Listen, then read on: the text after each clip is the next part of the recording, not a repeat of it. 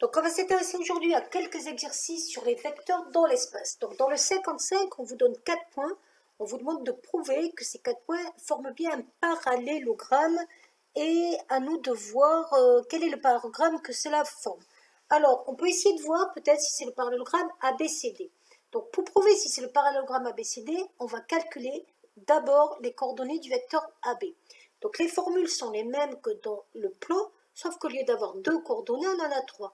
On va d'abord prendre les coordonnées de B, donc moins 1, 2 et 5, moins les coordonnées de A, 2, 1 et 3. On tombe comme coordonnées pour le vecteur AB à moins 3, 1 et 2. Donc voilà pour les coordonnées du premier vecteur. On va s'intéresser maintenant aux coordonnées du vecteur DC. On va faire attention pour voir si oui ou non c'est bien ce vecteur-là qu'il faut prendre. Donc, on prend d'abord les coordonnées du point C, moins 2, moins 3, 1, moins les coordonnées du point D, moins 5 plus 5, moins 2 plus 2, moins 3. Et on remarque qu'on tombe sur 3, moins 1, moins 2. Donc, si on remarque bien, ici, le vecteur AB n'est pas égal au vecteur DC. Ce sont des vecteurs opposés. Donc, nous, ce qu'on a, c'est que le vecteur AB est égal au vecteur CD. Donc, si le vecteur AB est égal au vecteur CD, concrètement, c'est que les points ici sont inversés. Donc, si les points sont inversés, ça revient à dire que le quadrilatère ABDC est un parallélogramme. Ensuite, on va passer à l'exercice 58, qui est un peu du même type, dans le sens qu'il va falloir calculer des coordonnées de vecteurs pour vérifier si les points sont alignés. Alors, on va d'abord calculer les coordonnées du vecteur AB.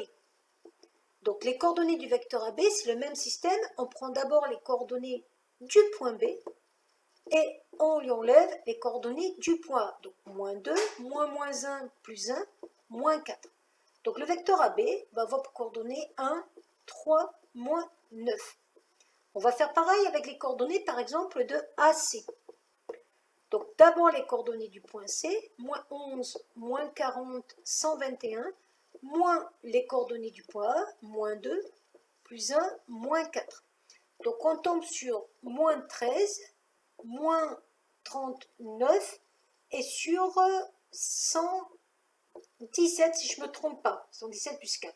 Et donc, il faudrait vérifier, est-ce que le vecteur AB est égal à k fois le vecteur AC. Ça, c'est pour avoir des vecteurs colinéaires. Et si les vecteurs sont colinéaires, c'est que les points sont alignés. Donc, comment on vérifie si le vecteur AB est égal à k fois le vecteur AC?